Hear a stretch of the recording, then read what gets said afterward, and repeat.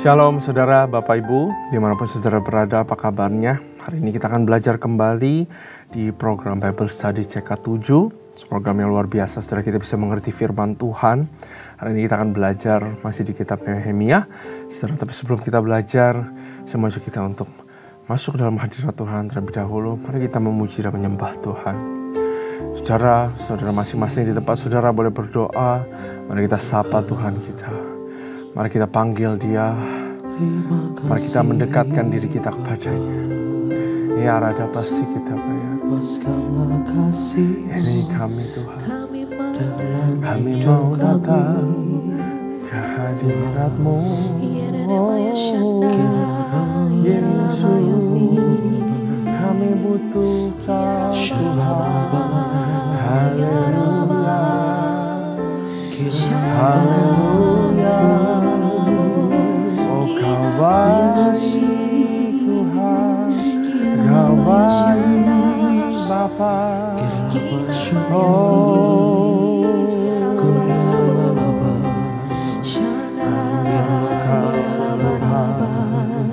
kami perlu Kau Bapa. Urapi kami, berkati kami. Tuhan, ku mau menyenangkan-Mu. Tuhan, bentuklah hati ini jadi bejana untuk hormat-Mu. Cemerlang bagai emas murni. Tuhan, ku serahkan hatiku.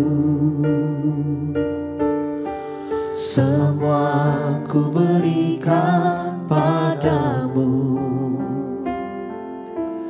Kuduskan hingga tulus selalu,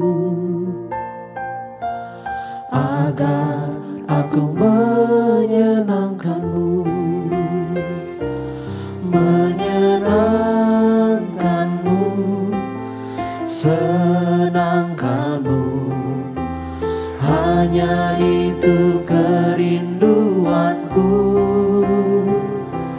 Menyenangkan-Mu, senangkan hati-Mu, hanya itu kerinduanku. Menyenangkan-Mu, senangkan-Mu, hanya itu kerinduanku. Menyenangkan-Mu, senangkan hati-Mu, hanya itu kerinduanku.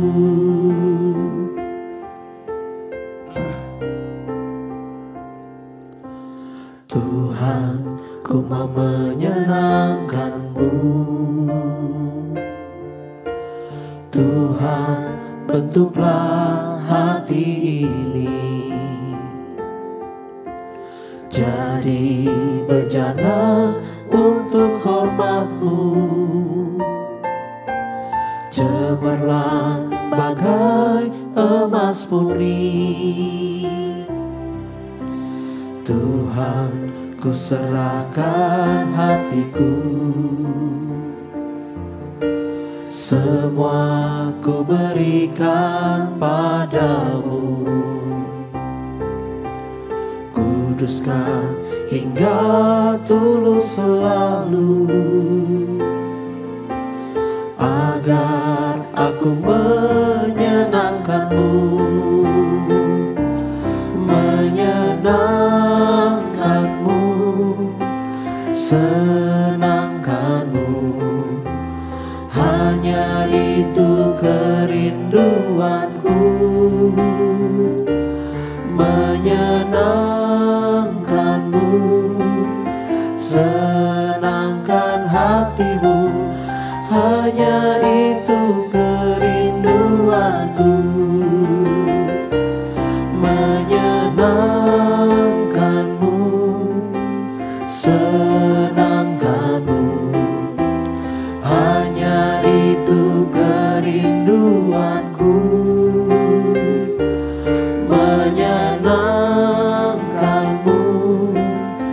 senangkan hatimu, hanya itu kerinduanku. Menyenangkanmu, senangkanmu, hanya itu kerinduanku. Menyenangkanmu, senangkan hatimu, hanya itu kerinduanku. Hanya itu kerinduanku. Hanya itu kerinduanku.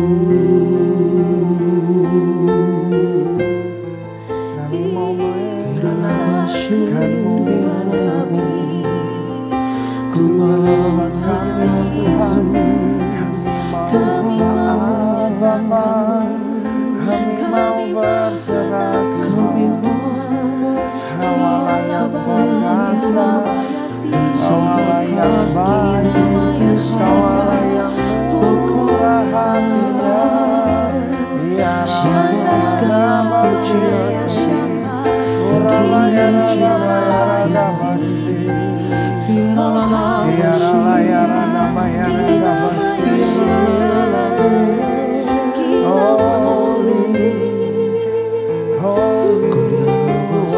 Maya shanda, kina maya shakara la maya shaka, kina la la la la basi, la la la la la, kina maya shanda, kina la la la la la,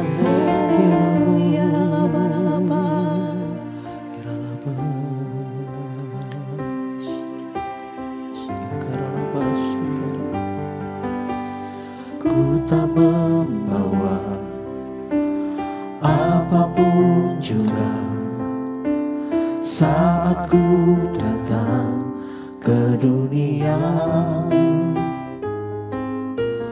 Ku tinggal semua pada akhirnya saat ku kembali ke surga. Inilah yang ku punya, hati sebagai hamba yang mau taat dan setia padamu Bapa.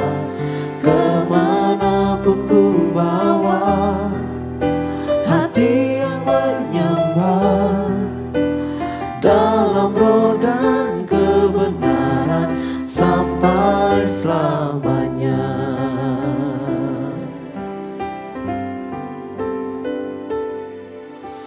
Ku tak membawa apapun juga saat ku datang ke dunia.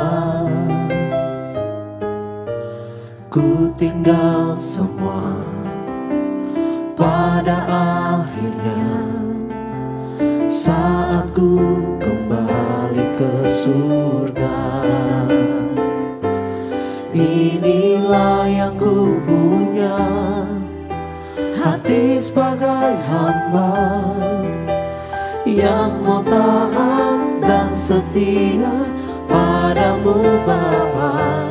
Kemanapun ku bawa, hati yang menyembah dalam roh dan kebenaran sampai selamanya. Inilah yang ku punya, hati sebagai hamba yang mau taat dan setia padamu Bapa. Kemanapun ku bawa, hati yang menyembah dalam roh dan kebenaran sampai selamanya. Inilah yang ku punya, hati sebagai hamba yang mau taat dan setia pada setiamu Bapa, kemanapun ku bawa hati yang menyembah dalam roh dan kebenaran sampai selamanya, dalam roh dan kebenaran sampai selamanya, dalam roh dan kebenaran sampai selamanya.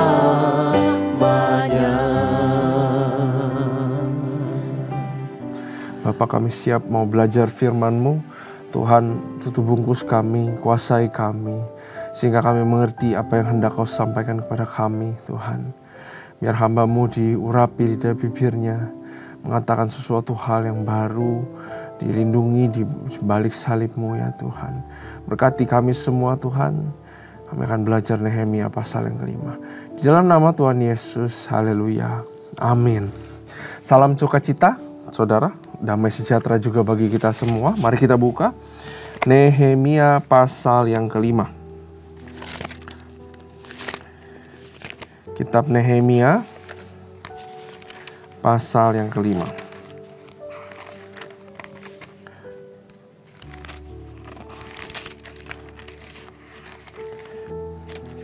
Saudara sudah dapat?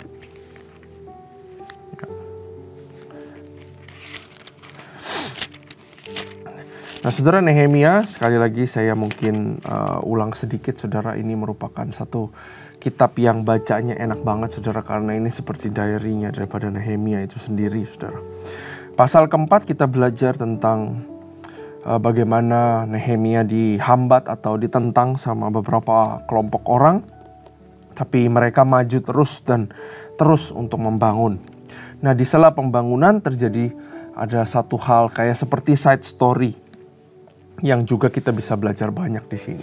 Ya, pasal kelima dimulai dengan perikop Nehemia memperhatikan keluhan-keluhan sesama orang Yahudi.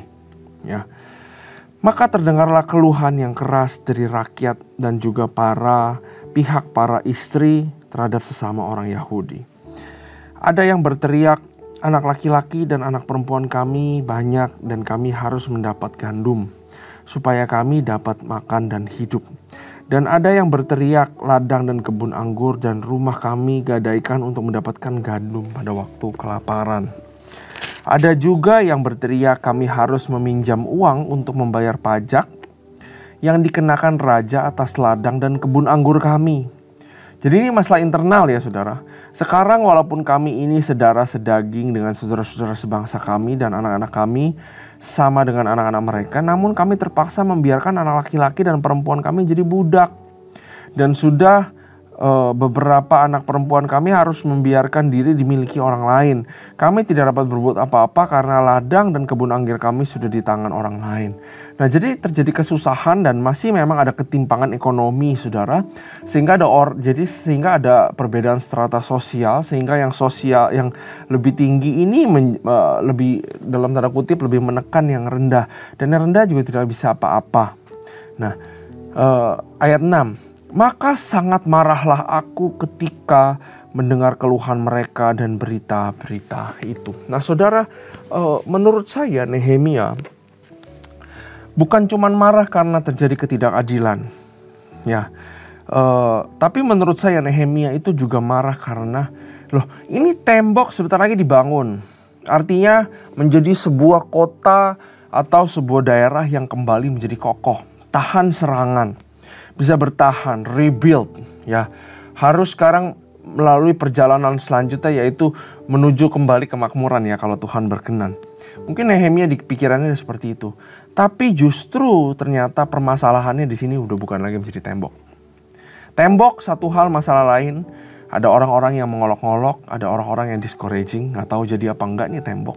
Tapi ada yang lebih genting atau lebih kritikal menurut saya daripada tembok, yaitu tentang bagaimana pertikaian di dalam internal apa yang terjadi dalam tembok tersebut. Bayangkan walaupun ada tembok tapi hal ini tidak dibereskan, maka ujung-ujungnya mungkin akan terjadi perang saudara lagi, akan terjadi civil war, akan terjadi kelaparan, terjadi penindasan. Buat apa? Dari luar terlihat cantik tapi dalamnya bobrok. Itu maknanya saudara. Ya, kenapa tiba-tiba ada side story sih? Buat apa sih ada orang-orang mengeluh? Gak lihat ya Nehemia dan orang-orang ini udah sibuk banget ngurusin tembok, ngurusin orang-orang yang mau mencelakakan mereka gitu. Tapi kenapa sih malah ngeluh-ngeluh ya soal ribut di dalam? Udahlah, maksudnya itu nantilah. Mungkin sebagai seorang pemimpin kita bisa begitu ya. Tapi Nehemia itu pikir panjang. Ya, bahwa hal ini harus dibereskan. Karena percuma di luar cantik, di luar bagus, di luar kuat, tapi dalamnya bobrok. Itu pesan Tuhan buat kita semua yang pertama. Saudara, buat apa dari luar semua kelihatan baik, tapi kalau dalamnya bobrok? Kita harus ingat itu. Buat apa saudara punya pekerjaan yang hebat banget? Saudara ditepokin tangan nih di luar sana. Saudara masuk koran, saudara masuk TV, orang-orang kenal kamu. Ya, di Komsel kamu terkenal, di gereja kamu terkenal, kamu si ini, kamu si itu. Tapi buat apa? Kalau misalkan di dalam rumah nggak ada yang tepuk tangan buat kita. Kita di luar dirayakan, kita di luar dihormati. Menurut saya paling penting di dalam rumah harus justru ditepuk tangani dan dihormati.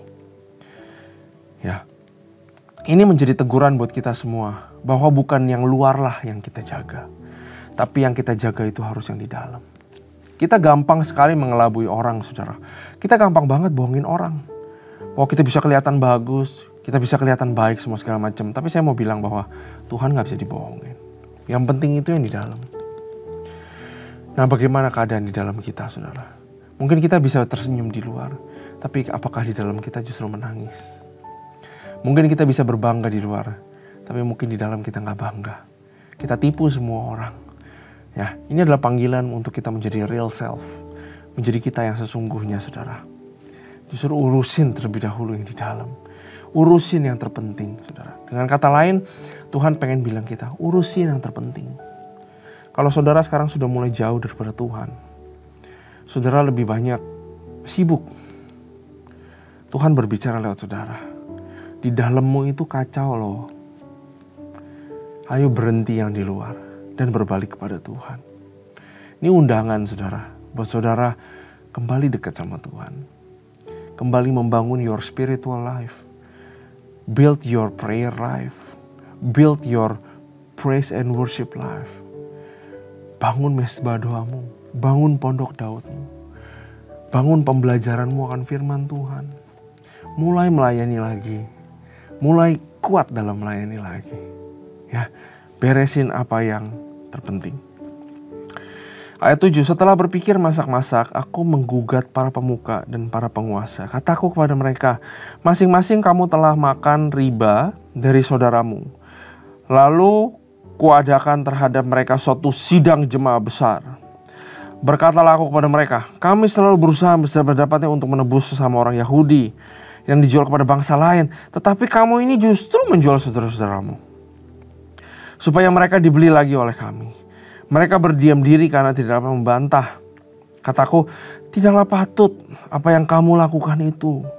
Bukankah kamu harus berlaku dengan takut akan Allah kita untuk menghindarkan diri dari cercaan bangsa-bangsa lain dan musuh-musuh kita?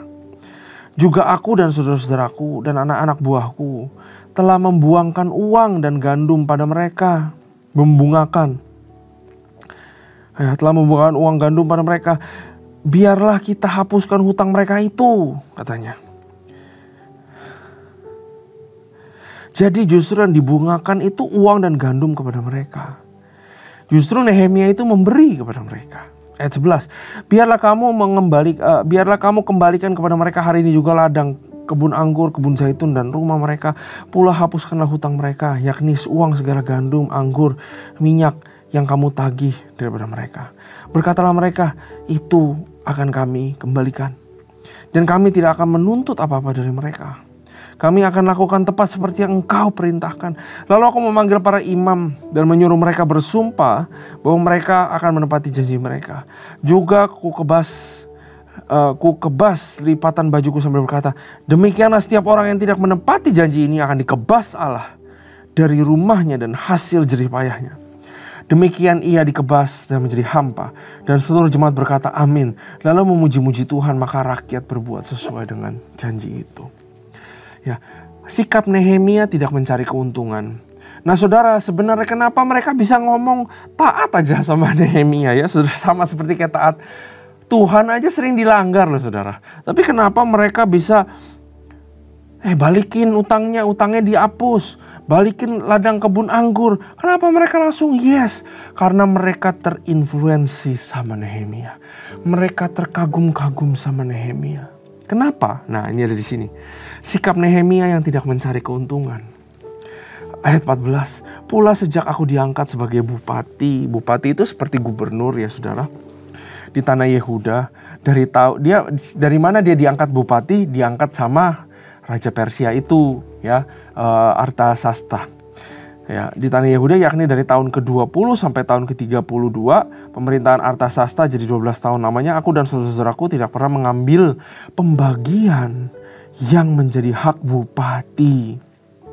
Tahun ke-20 sampai tahun ke-32, 12 tahun dia tidak mengambil untung apa-apa saudara. Dia sukarela, dia sukarelawan. Dia punya hati yang terlalu besar dan terlalu mulia. Ya, menolong orang-orang, melakukan tugasnya demi rakyat. Itu gak perlu imbalan. Siapa dari kita yang gak terkesima kalau punya pemimpin seperti ini saudara. Ya, ayat 15, tetapi para bupati yang sebelumnya yang mendahului aku sangat memberatkan beban rakyat. Bupati-bupati itu mengambil dari mereka 40 sikal perak sehari untuk bahan makanan dan anggur. Dan bahkan anak buah mereka merajalela atas rakyat. Tetapi aku tidak berbuat demikian karena takut akan Allah. Aku pun memulai pekerjaan tembok itu walaupun aku tidak memperoleh ladang. Dan semua anak buahku dikumpulkan di sana khusus untuk pekerjaan itu.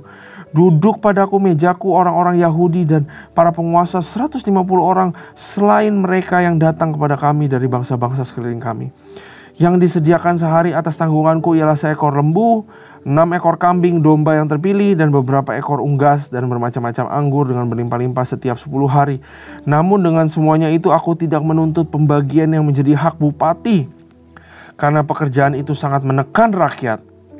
Ya Allahku, demi kesejahteraanku ingatlah segala yang kau buat untuk bangsa ini. Oh my God. Terakhirnya ayat 19. Ya Allahku, demi kesejahteraanku ingatlah segala yang kau buat. Bukan untuk promosi aku, tapi untuk bangsa ini. Orang yang hatinya benar-benar pure, saudara, itu ditolong Tuhan. Gak heran Tuhan itu seolah-olah seperti melembutkan hati para rakyat untuk ikut apa yang Nehemia katakan. Nehemia itu menginfluensi rakyatnya dengan cara apa? Bukan dengan cara otoriter, bukan dengan cara memerintah. Dia skillful, tapi lebih daripada itu untuk dapetin hati orang. Dia punya servant heart, saudara. Dia punya hati hamba. Hati hamba itu hati yang selfless. Bukan untuk dirinya. Itu menekan rakyat. Aku tidak terima itu. Ya, karena itu rakyat menjadi kagum sama dia. Itu yang namanya compassion, saudara. Ya, ini luar biasa sekali. Nehemia mendengar seruan rakyat-rakyat kecil. Artinya apa saudara? Kalau saudara ingat di pasal 4 saya bilang bahwa Nehemia itu mirip kayak Yesus. He is the shadow of Jesus. Nehemia yang sama, yang seperti Yesus ini adalah Nehemia yang punya yang namanya compassion atau care kepada orang-orang. Makanya dia tidak, menghiraukan seruan rakyat-rakyat yang tadi yang komplain itu, saudara. Karena dia punya yang namanya belas kasihan, saudara. Ya, penting untuk kita punya belas kasihan dalam kehidupan. Belas kasihan ini adalah penangkal atau obat penangkal untuk kita full of ourselves. Individualisme. Sekarang kita sedang menuju kepada individualisme, saudara. Ya, kita selalu sibuk mengejar apa yang kita inginkan. Kita mengejar tahta, kita mengejar harta, kita mengejar ini, kita mengejar itu, semua untuk kita. Nah, karena itu perlu untuk kita belajar dan memiliki yang namanya compassion atau belas kasihan. Kalau hidup buat diri sendiri itu gak ada habisnya. Ya saya kan bangun tembok, udahlah saya fokus untuk itu aja lah. Yang penting saya selesai itu. Kalau hanya untuk diri sendiri, hati itu nggak cukup lebar. Bisa masuk orang, bisa masuk keluhan orang, bisa masuk permintaan orang. Buat apa kita jadi orang Kristen? Ya, kalau kita sibuknya sendiri terus. Kita harus berubah, saudara. Dari more for me, berbicara mengenai keinginan ya. More for me, lama-lama kita naik jadi more of me. Jadi kita sombong, semuanya akan kita. Kalau tadi semuanya buat kita, nanti kita naik level jadi semuanya akan kita. More for me jadi more of me. Lalu akhirnya jadi all about me. Kita jadi besar kepala. Itu individualisme, saudara. Tapi Nehemia mengajarkan jangan seperti itu. Apalagi saudara pemimpin. Justru kita harus less for me. Sedikit untuk kita. Ya makanya ditulis di sini. Aku gak ambil makanan bupati itu. Jatah bupati aku gak ambil. Less for me terlebih dahulu. Makanya bisa jadi less of me. Tuhan yang berkuasa atas kehidupanku. Dan segala sesuatunya memuliakan Tuhan. Saudara mau tahu rahasia memuliakan Tuhan? Ya, less for me, but for others. Lalu less of me, but more of Him. Itu memuliakan Tuhan. Saudara kalau bisa begini, saya jamin Tuhan kesamsam sama saudara. Sedikit aja buat saya, lebih banyak buat orang-orang. Itu Yesus seperti itu. Dan terakhir, bukankah Yesus, Dia gak pernah penuh, gak pernah segala sesuatu akan Dia. Tapi segala sesuatu akan kehendak Tuhan. Less of me. Ya, tapi more of Him in me. Ya, saudara, itu berbicara belas kasihan. Jangan berhenti di simpati. Simpati itu belajar sadar atau engeh. Oh, ada orang yang butuh. Itu simpati. Itu doang sampai situ. Simpati itu tahu, oh dia butuh. Oh iya dia memerlukan. Sebatas fakta aja. Level up-nya simpati itu empati. Empati itu gak cuma tahu, tapi mau coba belajar merasakan kalau jadi dia rasanya gimana. Tapi cuma berhenti sampai emotional feeling doang. Empati level up-nya namanya compassion. Sympathy, empathy, compassion. Simpati, empati, belas kasihan. Maju untuk bertindak dan untuk menolong. Ya, kita diajari Nehemia akan ini. Bagaimana caranya kita memulai untuk kita punya belas kasihan? Adalah untuk belajar buka mata. Ya, terhadap kebutuhan orang di sekitar kita. Mulai dari itu dulu. Mulai dari buka mata. Expose diri kita terhadap kebutuhan orang. Mulai simpati, mulai empati, dan mulai berbuat sesuatu. Yaitu namanya berbuat belas kasihan. Ya, saudara, saya kasih verse supporting verse, saudara. Di Matius 9 ayat 35. Demikianlah Yesus berkeliling ke semua kota dan desa. Ia mengajar dalam rumah-rumah ibadat dan memberitakan Injil kerajaan sorga serta melenyapkan segala penyakit dan kelemahan. Melihat orang banyak itu, tergeraklah hati Yesus oleh belas kasihan kepada mereka. Karena mereka lelah dan terlantar seperti domba yang tidak bergembala. Yesus itu sudah level paling tinggi. Begitu lihat orang, dia tergeraknya sama apa? Belas kasihan. Dia gak tergerak karena empati aja, saudara. Tapi dia tergerak karena yang namanya belas kasihan. Ya, Nehemia luar biasa. He is leading by example. Dia bukan cuma leading by command, by skill. Dia bukan cuma leading by karisma. Tapi kenapa dia bisa punya influensi? Influensi itu kemampuan memimpin orang lain, saudara. Adalah karena dia punya servant heart, saudara. Dia adalah servant leader. Dia leading by example. Refusing, menolak untuk mendapatkan keuntungan pribadi, tapi untuk kepentingan orang lain. Servant leader itu selfless, gak full of himself, but full of God. Karena kalau full of God, pasti full untuk melayani orang-orang. Itu Nehemia. Dia willing to serve, dia willing to sacrifice. Ya, dia pekerja keras, dia humble, dia punya hati hamba. Hati hamba itu gampang ngertinya. Kalau hati hamba cuma satu kata, berbakti. Orang Tionghoa kalau dengar kata berbakti pasti langsung mengerti. Itu hati hamba digambarkan dengan berbakti. Berbakti sama Tuhan, berbakti bagi rakyat. Dan seorang hamba yang baik, servant leader, akan menyelesaikan tugasnya. He is a great finisher. Ya, jadi willing to sacrifice, jadi pekerja keras, dia punya hati yang berbakti, hati hamba, dan dia menyelesaikan sesuatu. Hamba itu harus menyelesaikan sesuatu, nggak bisa berhenti di tengah-tengah. Itu hati hamba. Ya, karena itu saudara, bagi kita orang Kristen, kita harus melayani orang-orang, saudara. Kita harus melayani orang-orang dengan kasih. Kita harus memberikan kasih. Kita memberikan kasih kepada orang karena kasih. Ya, dan kita melayani orang-orang untuk kasih itu sendiri yang adalah Tuhan. That's a service in Christianity. We give love because of love. And we give we give love to other. Ya, karena kasih itu sendiri. For God, for love itu sendiri, saudara. Ya, firman Tuhan berkata di Matius 20:26. Tidaklah demikian di antara kamu, barang siapa ingin menjadi besar di antara kamu, hendaklah ia menjadi apa? Pelayanmu.